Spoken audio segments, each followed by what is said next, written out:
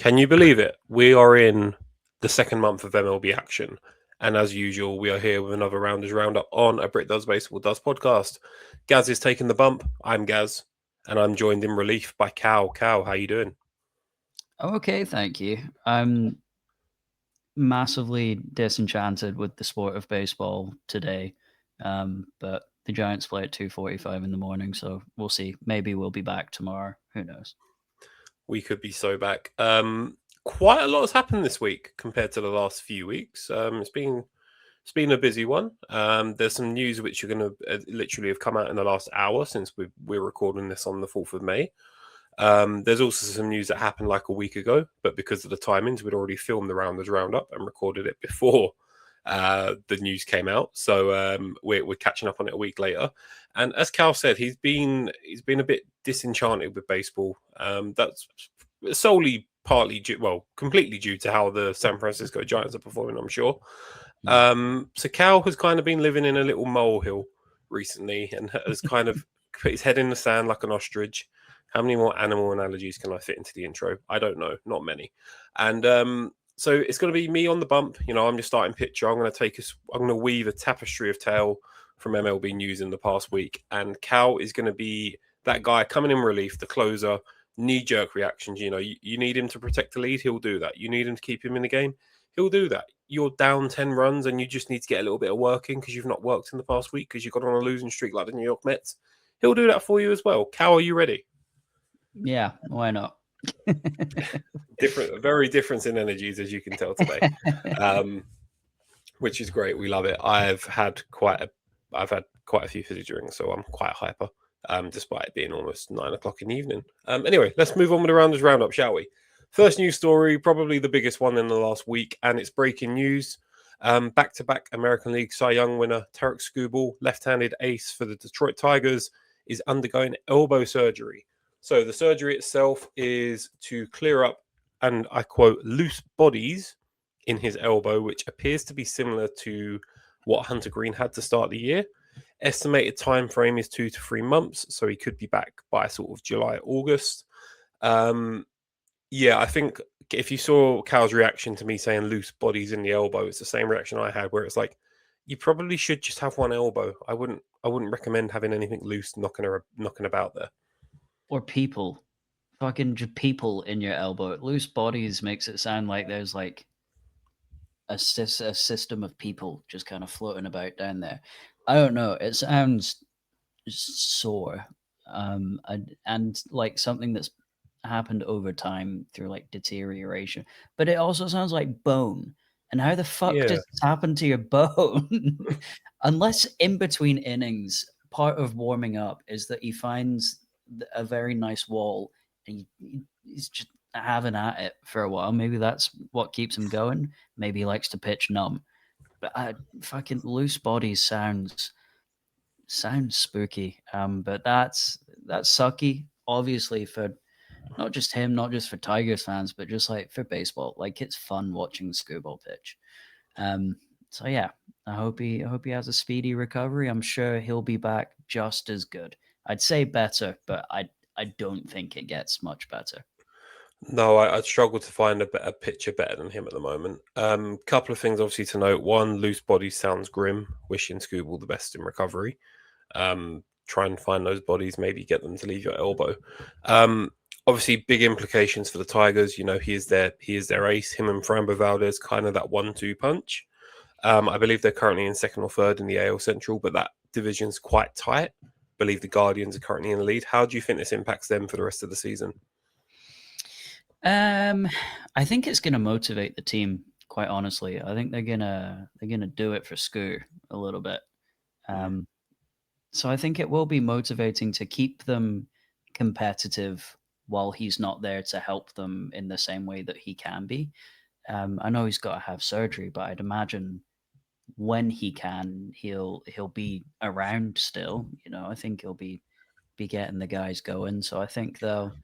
Yeah, I think this is obviously a huge setback for them, but you know, if treated properly, this could be quite a huge motivator. So I think this could it's gonna like kill them quickly, or it's gonna send them on a like a little bit more of an upwards trajectory.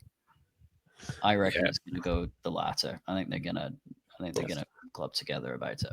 it's a very optimistic way of thinking about it. I tend to disagree. I think this is going to be them in a tailspin because they kind of hadn't really set the cat amongst the pigeons already with Mm, Scooble there, and you're losing your best pitcher. That's going to be that. Speaking from a the Cubs perspective, where we lost our best pitcher for the year, Cade Horton, Justin Steele, our second best pitcher, was meant to be back around the All Star break. That's now looking very unlikely. Um, with a setback on his Tommy John surgery that wasn't a Tommy John. I don't know. I can't remember. Doesn't matter. He's not Scooble. I'm I'm not. I'm a little bit more pessimistic. I think they rely on him so much. And then the other side of that is obviously it's the last year of Scooble's contract with the Tigers. mm. Free agency is there. Do you think this surgery will impact his? People were saying he's going to get 500 million in free agency, which is probably 499 million more than anyone needs in the world. But he's a good pitcher, so let's be honest, he does deserve it. Do you think this will adversely impact his market value? Will he have to take a 1 year prove it deal next year? What do you think? I think it's gonna knock a couple of million off that they're just gonna kind of put onto insurance just in case something like this happens again. I don't know what the re-injury rate for foreign bodies in your elbow is, but it will bring up some concerns about longevity, and he's not the youngest guy from memory. I don't actually know how old he is exactly, but he's not Paul Skeens, so I think that it's gonna. I think he'll still get the value. I don't know if he'll get the length that he might want. That just screams to me Los Angeles Dodgers as if they weren't going to be in for him anyway. Oh, don't say I'm already down. You don't need to kick me. Well, I've decided we're gonna do this episode. We're gonna get all the negative stories out the way first, and then we're gonna end on the positives. Okay, Okay, so I like that. and then we're gonna talk about the Giants at the end and end on a anyway. Um, the next story now this happened a while ago. This is the story I was alluding to that happened basically this time last week. After the Red Sox sacked Alex Cora in a bit of a surprise. 2 to 3 days later, the Philadelphia Phillies they parted ways with their manager Rob Thomson. A few things to note: Thomson had been in the role I think since 2022, maybe 2021.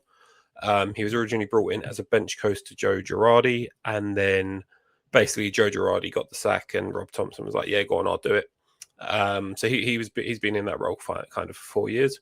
Much different vibe to the Red Sox sacking. So the Phillies got off to a horrible start, as we've said on this podcast. Them, the Mets, the Red Sox, the Astros, they've been horrible to start the year. They just decided they needed a change. What made it a little bit weirder was Rob Thompson actually spoke to the press from his condo after he got sacked, and basically he said to the Phillies, I also want to speak to the media." So whilst he was sacked, there's obviously not as many hard feelings as there might be with Alex Cora and the Red Sox organization, as Cal and George touched on last week. That kind of seemed a bit of an unceremonious fuck off rather than we just need a nice change in voice. Dave Dombrowski, who is the president of baseball operations, he basically came out and just said, look, we just needed a new voice. Much respect to Rob, but it was time for a change. And he was probably right.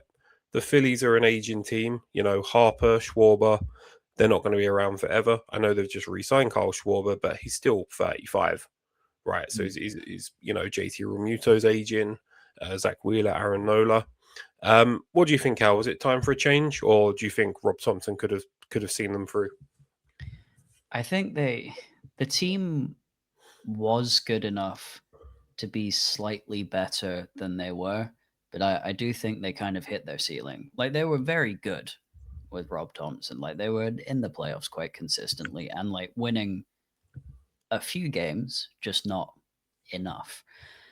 Um, yeah, I don't know. I don't hate it. I think it probably was time to change things up, and it seems like around this time is early enough in the season to kind of know who you are as a team and what you have in front of you, and know like what big changes you need to see. And so when the Red Sox got rid of Alex Cora, I think that kind of maybe nudged a few other teams to be like, we were thinking about it. Maybe this is the right time. They were, like you said, they were playing awfully. They couldn't buy a win. And so I went, you know what? Let's just do it now. It gives them a lot of the season to still kind of turn it around. It's still a very good team. Yeah, I don't hate it. It's a shame for Rob Thomson personally, but I think for the Phillies, it's probably a good time to do it if you are going to. So Yeah, just a couple of other footnotes. Don Mattingly was named the interim head coach, who was the bench coach for the Blue Jays last year. So they got there to the World Series. So, a little bit of a former player, maybe a different voice. Rob Thompson wasn't really a player. What is interesting, though, they only named Don Mattingly after Dave Dombrowski had spoken to Alex Cora about the position. And Alex Cora had turned them down because he wanted to spend a bit of time with his family because he'd been in a coaching job for the past 6 or 7 years, however long it was. So, but they were all very open about that. Like Don Mattingly knew that he only got the job because Alex Cora said no. So there's no hard feelings there. I think you're right, though. I think Alex Cora getting the nudge or getting the boot has kind of set this stuff in motion. Could we see the New York Mets maybe get rid of Carlos Mendoza soon? I think George is against that. For those that don't know, George is one of our co-hosts, Mets fan, loves them. Don't know why, but anyway, he's going through some tough times as well. But he doesn't think Mendoza's the issue. He thinks it's, just taking some more time for the players to bed in. But maybe Alex Cora is probably the first number that these owners are looking at when, they decide they want to change a manager. Likely, it seems that way. I mean, he was good.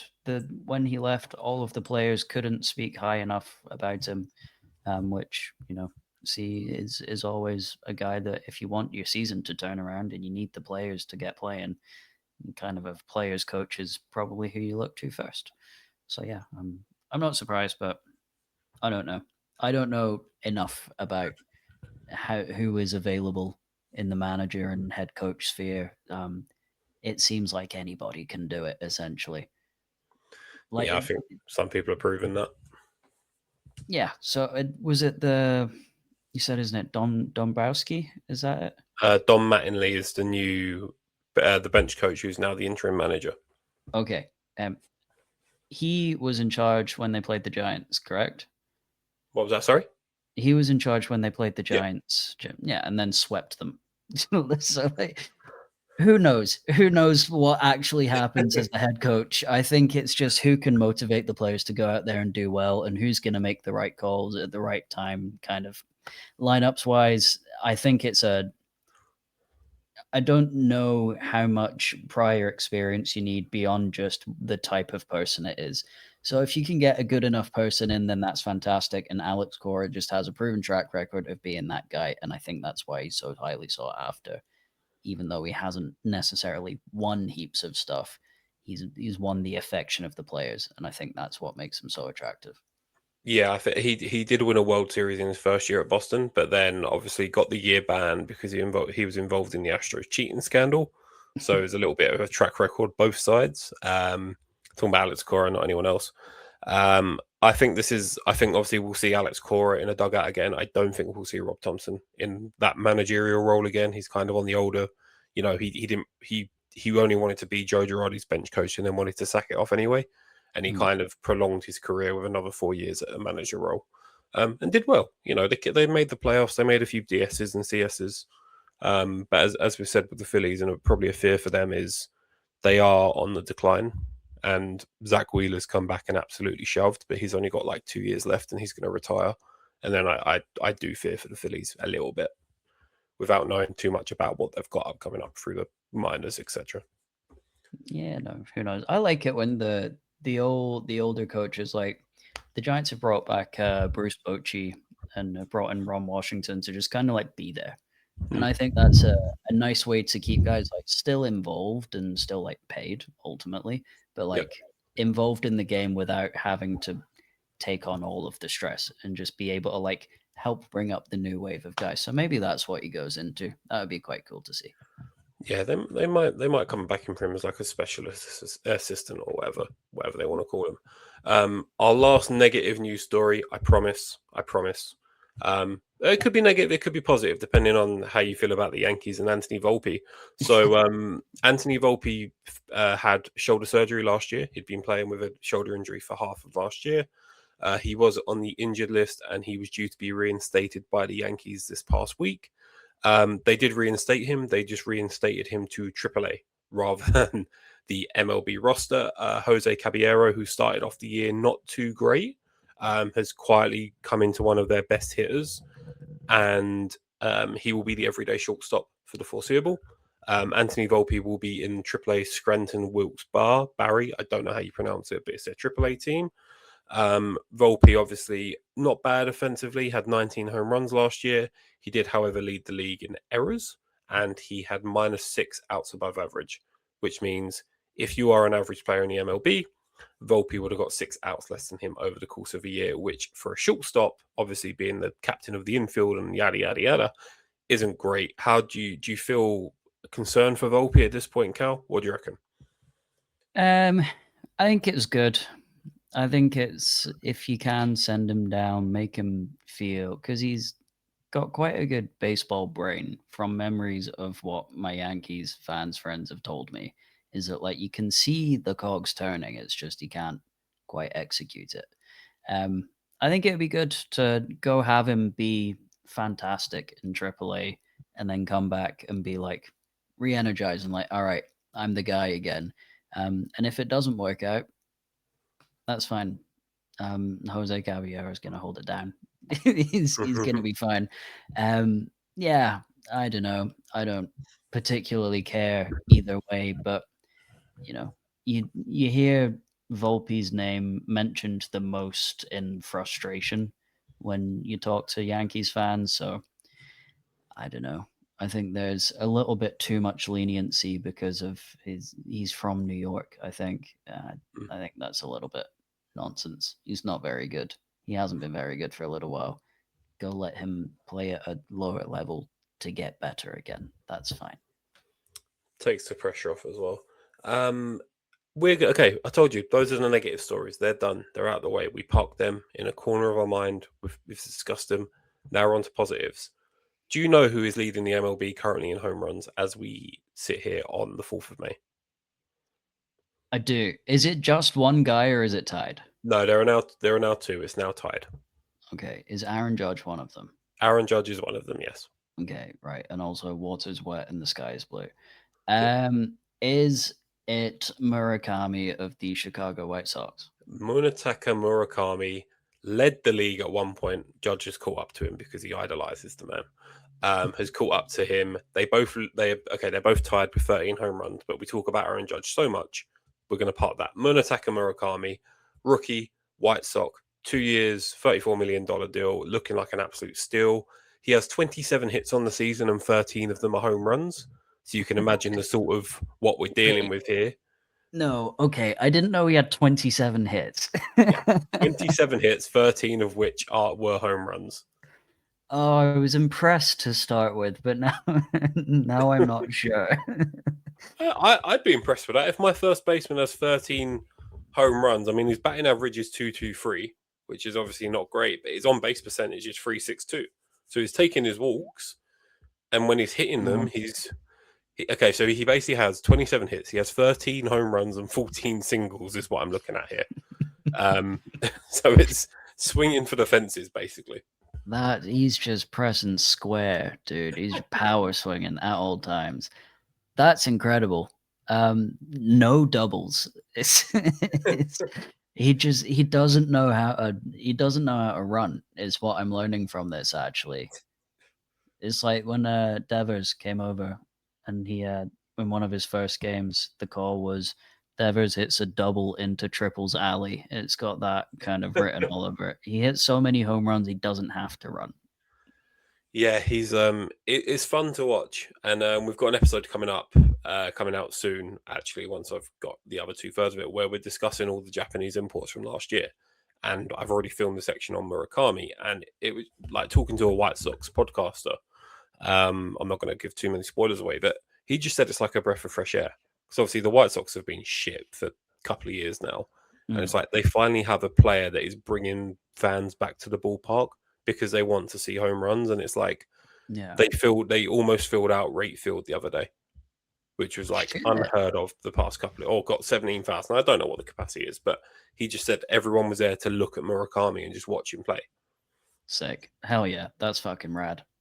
All right. I'm back on board. He's sick. He's the best to ever do it. Best Japanese player active in the major leagues right now.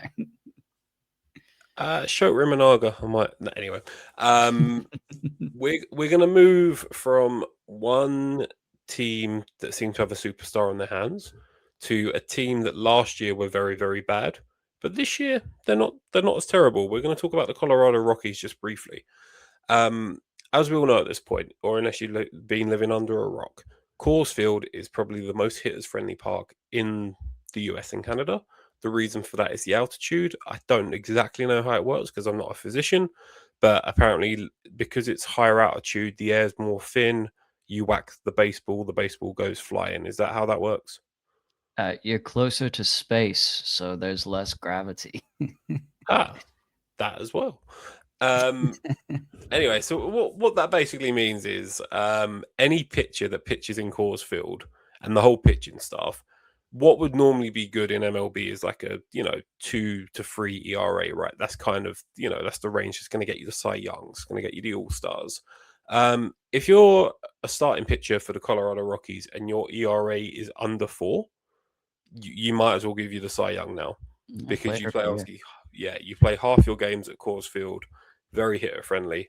And at the moment, Chase Dollander, who last year, I've got his stats up with me. He started 21 games, only pitched 98 innings, but had a 6.52 ERA across the whole year, which is not great. This year, however, he seems to have turned it on. He's pitched in 8 games. He's only started 1, but we're talking 37 innings. So we're almost at 50. We're about 40% of his total from last year. And he's got a 3.38 ERA, which is fantastic to see. And the Rockies have been, I'm not going to say they've been good, but they have been better than last year. That's exciting. I don't know if there's anybody that doesn't want the Rockies to be a little bit good, to just be exciting. I don't know about again, but just to be exciting. Yeah, every now and then I'm looking at the scores and stuff. I'm like, oh shit, the Rockies have won twice as many games now as I thought they would have done this year. That's crazy. It's nice. I like it. Fuck yeah, let's go. They swept the Mets the other week. Fuck yeah, I think we could sweep the Mets. Just the two of us. Just strikeout after strikeout. Just one other story before we sort of go into the final segment. No, sorry, I got 2 more segments. I'm so excited. Travis Bazzana, Cleveland Guardians #1 pick from 2025, 24? 2020. Recent. Yeah, first overall pick. He made his debut for the Guardians in the week. That's cool. Nice Aussie. In the big leagues. Just I don't know how he did, but obviously the Guardians need a bit of a jolt. They have that we've spoken to some Cleveland Guardians experts over the off season, and they were looking forward to Travis coming up, and he's come up, and hopefully gives them a little bit of a nudge in the positive direction. Last I checked, they were top of the AL Central. We don't keep track of the AL Central too much. We barely keep track of the AL West, and Josh is part of the podcast, so we're really terrible for the Central. But yeah, just a nice feeling. And I believe there is one other top prospect making their debut soon, Cal. There is. Just quickly on Travis Bazzana, I've got the stats there. So it's 16 at-bats he's had now. Yep. It's 3 hits, 3 runs, 2 RBIs, and he's hitting 188. That's not too bad for your first week in MLB. No, not too shabby, Alonso. That's fine. I think that's pretty good. But yes, the Giants' top prospect, Bryce Eldridge, 6'7" Bryce is being called up, as well as Jesus Rodriguez, who was a part of the Camilo Doval trade. last year, who it seems can play just kind of fucking anywhere. He's a catcher. He's brought up to be a backup catcher, but he can also play second base and left field, which is a is I an don't know how that assortment works. of positions. But yeah, that's exciting. The Giants are struggling, and the Giants spent a lot of the offseason saying that if they bring Bryce up, they don't want to be sending him up and down. So it seems like he's going to be here to stay. He's been hitting well in AAA. The Giants need a little bit of excitement. He could do it. How does that fit in? Well, we'll talk about the Giants in a sec. Actually, I'll save that question. The last roundup story, just a bit of a fun one. I like it when MLB umpires actually show a bit of personality and not in a bad way. Laz Diaz, who is notorious for being one of the worst MLB umpires on a scale of 1 to Angel Hernandez, he's definitely up towards the top end. But he had a bit of a funny moment. So he was umpiring in the Red Sox Astros game. I don't know why. I've got the story up on my other screen. I don't know why I froze on that. Wilyer Abreu, Red Sox right fielder, was at bat, and the count was 2-2. The pitcher pitched the ball quite outside. It was 3-2. And Laz Diaz shouted 3-2 so hard that Wilyer Abreu thought he'd been struck out, and he tapped his helmet. And he sort of had a second where he turned around to Laz Diaz, and Laz Diaz was like, "I just called a ball. Are you sure you want to challenge that? Because you don't want to." That's like the batter challenging a pitch that works in his favor. And Abreu was, "Oh, I thought you struck me out." And Laz Diaz, no, it's a full count. So it was just a nice, funny moment. And obviously, he didn't challenge it. It's just good. It's good because if he shouts like 3-2, then did he just think that he shouted like "fuck you"? Like how? What did he hear? I don't know. I've been looking at some stories on this. I don't know. I'm a little bit annoyed that he didn't end up with the challenge. Like he tapped his helmet. I've seen like pitchers tap their helmet by like in frustration, and they've had to go through with the call. Tap the helmet, have the ball confirmed, and then Laz Diaz is probably ended up ejecting someone because Abreu's like, "What the fuck? I didn't mean to challenge that." I don't know. I thought it was just a nice moment with ABS. So I just wanted to bring it up. Yeah, although I think there does need to be two kind of factor authentication behind an ABS challenge, because you see it a few times where like batters just like instinctively in between kind of swings and stuff, they just like adjust their helmet, right? And so like if they challenge, usually you see the umpire just be like, "Are you sure?" And they're like, "Yes." And like, okay, fine. Whereas with pitchers, it's like I don't think they get that luxury almost. They just kind of like touch their hat and they're like, "Oh, he said." Yeah. Same with catchers. Right, like they just catch the ball and they'll readjust the helmet and they'll tap it, and it's, "Oh, he wants to challenge." Yeah, unless the catchers are saying something as well, because they're like close to him. They can be like, "Nah, that's wrong." There's something, But yeah, I don't know. The hitters team tend to get a little bit more leeway, I think, with confirmation that maybe that's what we need is a one-time passcode text to you that you just have to kind of read back for them. That will increase the game length of MLB games by 45 minutes because you've got someone trying to, with a mitt, doing the two-factor authentication, get the phone out, Face ID. Oh, they got to take the mask off. It comes through on their on the like pitch.com thing, and they're just like trying to relay it, but the crowd's loud, so they just can't hear it. They got to resend it 3 times. Now you've sent it 4 times. You're locked out for 5 minutes, man. Gotta go to the bullpen. I'm sorry. Not the 4-digit code 9-7. No. Anyway, that's it for the main segment of the Rounders Roundup. As always, a new segment that we brought in this year, which I quite enjoy because a lot of podcasts are very good, as I've said, at focusing on one team. We try and focus on all 30 teams, but we also like talking about our own teams because we're selfish, and you're listening to us. So thank you for listening to us. Now enjoy some Cubs and Giants chat. Do we want to start with me or you, Cal? What do we want to start with? We'll end on a positive, so I'll start. Off you go. I'll keep it short for you. The Giants are are just so fucking bad. They are bottom of the league in walks, in runs, in home runs. They're not doing anything. They were swept by the Phillies recently. We were just swept by the Rays. It is swept by my fucking grandma and her badminton pals at this point. I think they'd give him a good run for it. I don't know. I just don't know. Rafael Devers has done something karmically to this team that's offset. It's upset some god somewhere. And he's being punished for it. Because I don't know if you remember, last year before Devers joined the Giants, they were actually fucking sick. Hmm. They went like 12-0 to start the year or something ridiculous. It was great. Every day was a dream, is what I was saying for about a month.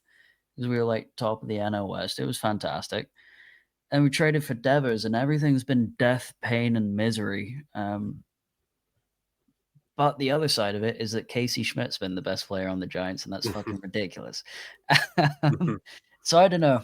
Lots need to change, and the issue is that you've got three big important veterans in Matt Chapman, Willie Adames, and Rafael Devers, and you can't upset all of them.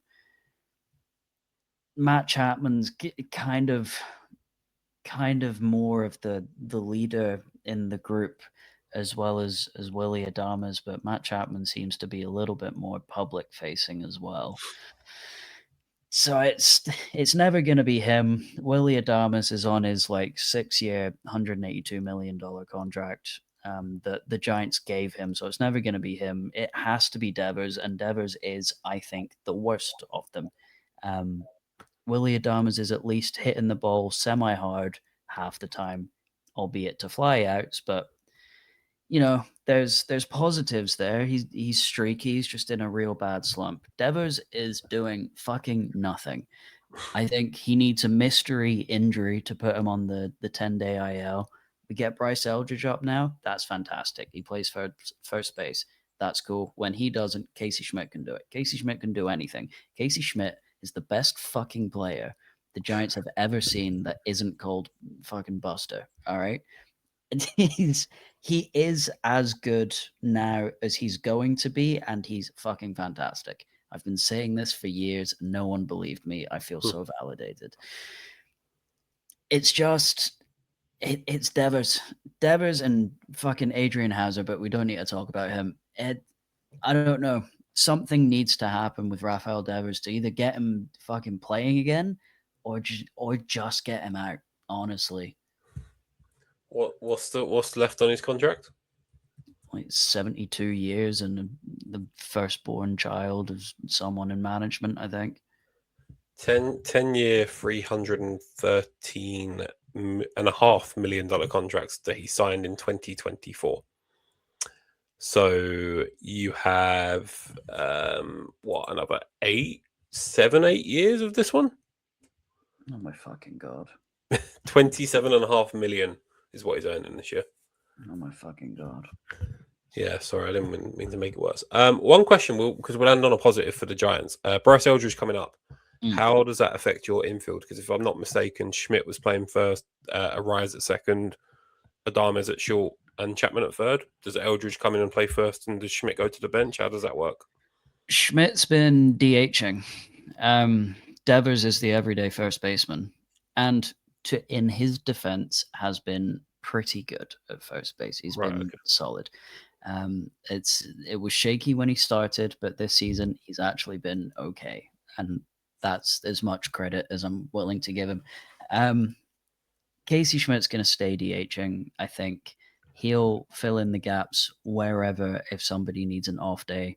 I think Bryce Eldridge should come in and be the everyday first baseman there, but I don't know. I think they might start to try Casey Schmidt out in left field. Mm-hmm. Elliot Ramos is just about as good as me playing left field for the Giants there, but he hits relatively well. So I think there's going to be like a revolving door of left field, DH, first base, and it's going to kind of be this weird triangle. But Just keep Devers the fuck away from it at all costs. I can see Devers maybe becoming the DH, and Schmidt is that sort of utility man. Maybe, I don't know. Eldridge is going to be better this season. In spring training, he was drawing a lot of walks as well, which the Giants really liked, and I really liked, and I think the fans will like because they don't draw any. They just strike out. That's it. It's their fucking kink. I'm convinced of it. It's ridiculous.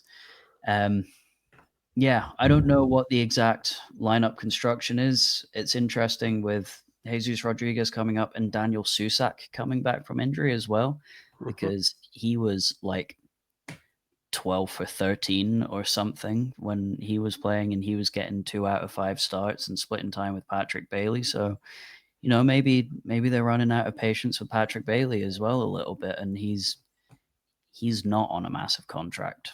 So that's one that could be a little bit more interesting to keep an eye on too. Nice. Anyway, we said we'll end on a positive. I'll briefly touch on the Chicago Cubs. As I've mentioned already, our pitching's taken a hammering with injuries. Right, Cade Horton for the season done. Justin Steele was meant to be back end of this month. Actually, not even the All-Star break. He suffered a flexor strain in his rehab, so he's had an injection. They need to wait and see if he may need a second Tommy John, which will be rough because that'll be like 2.5 years. Matthew Boyd was on the injured list. He's come back, but he had a bicep strain all at the same time. Daniel Palencia, our closer, had a oblique injury. Phil Maton, who we signed to a 2-year, $20 million deal, or $18 million to be like the main setup man, he went down injured. Hunter Harvey, the other setup man, he's currently still out with tricep soreness. Caleb Philbar, our lefty, who was our de facto closer once all of these guys went down, he went down with a hamstring strain. He won't be back until the end of this month. So the pitchers basically really went through the ringer. Somehow the Cubs are like 15-3 in their last 18. So at one point we were 7-9, and we are now. I will fact check this. I believe we are 22-12. Jesus yes, Christ. yeah. So we have won 15 of our last 18 games. We are on a 10-game win streak at home.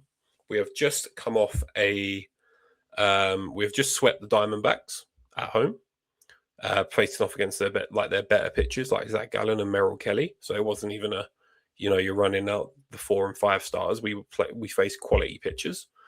Prior to that, we went on the West Coast. This is off the back of our 10-game win streak. We lost 2 or 3 to the Dodgers. Roki Sasaki, we probably should have got to him a bit more, but the Dodgers are still a good team. We actually took 2 from 3 from the Padres, who have been really good this year.